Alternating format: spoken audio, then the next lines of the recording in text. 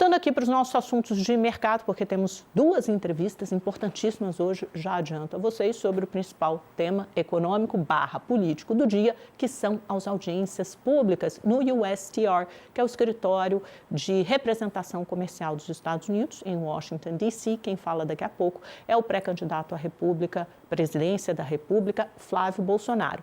Esse discurso, a apresentação dele está marcada para essa série, são 7 painéis hoje, foram 7 painéis ontem, 2 dias de audiência, 7 painéis ontem, 7 painéis hoje, com uma série de empresas, indústrias e o agro brasileiro participando através de diversas associações e representantes defendendo os interesses do Brasil contra a ameaça de um novo tarifaço dos Estados Unidos de 25%, que está inserido naquela investigação de práticas comerciais injustas e desleais sob a seção 301. Há 2 investigações em curso. A primeira, que condena o Brasil, pune o Brasil com essa tarifa de 25%, por uma série de pontos ali que vão de desmatamento, de uso injusto do PIX, que passam por decisões do Supremo Tribunal Federal, tirando do ar ou punindo empresas, plataformas digitais americanas, o etanol brasileiro, que praticaria uma tarifa alta e injusta contra os Estados Unidos. Tem uma série de 6 pontos principais enumerados por essa investigação comercial americana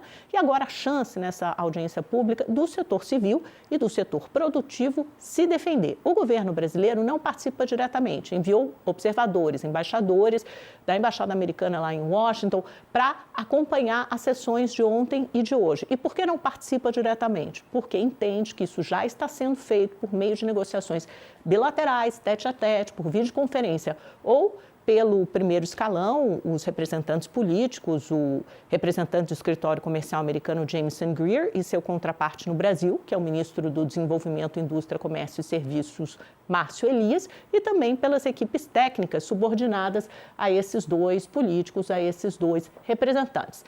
Pois bem, ontem as pessoas que participaram, com quem nós conversamos, representando os setores, fizeram uma observação, uma leitura de que a audiência foi muito técnica, diversos pontos foram defendidos, um capítulo foi inclusive reservado ao PIX, né? Houve 2 professores, havia 2 pessoas lá defendendo o PIX brasileiro, dizendo que isso de forma alguma elimina ou aliena a participação de empresas de cartão de crédito americanas, como Visa e Mastercard. Pelo contrário, isso promoveu a inclusão bancária de milhões de brasileiros a partir do PIX, e esses brasileiros muitas vezes usam sistemas americanos, como o Google Pay, para iniciar operações do PIX, ou então usam cartões de crédito americano. Portanto, isso é positivo e é similar ao FedNow, que é um instrumento que está sendo desenvolvido pelo Banco Central americano, muito parecido com o que é o PIX no Brasil.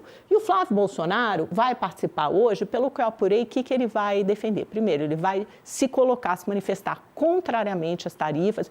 Ficou um mal entendido, né, pelo menos segundo a equipe dele, de que ele havia defendido, por meio daquele documento protocolado na semana passada, no USTR, de 86 páginas, o adiamento das tarifas para depois das eleições. É isso que está escrito no documento. Olha, vamos adiar a implementação dessas tarifas, suspender temporariamente até depois das eleições, e aí a gente monta um comitê bilateral para discuti-la, porque isso pode beneficiar o meu principal adversário, Luiz Inácio Lula da Silva. Hoje, Flávio vai dizer que não é nada disso, que ele é contra o tarifaço, que quer que essas tarifas sejam suspensas contra o Brasil, que isso vai dinamitar e piorar as relações comerciais entre os 2 países e vai defender o PIX. E o que o pré-candidato senador publicou ontem no vídeo, nas suas redes sociais, tenta inverter o discurso e culpar Lula pela imposição do tarifaço. Vamos ouvir o que ele disse.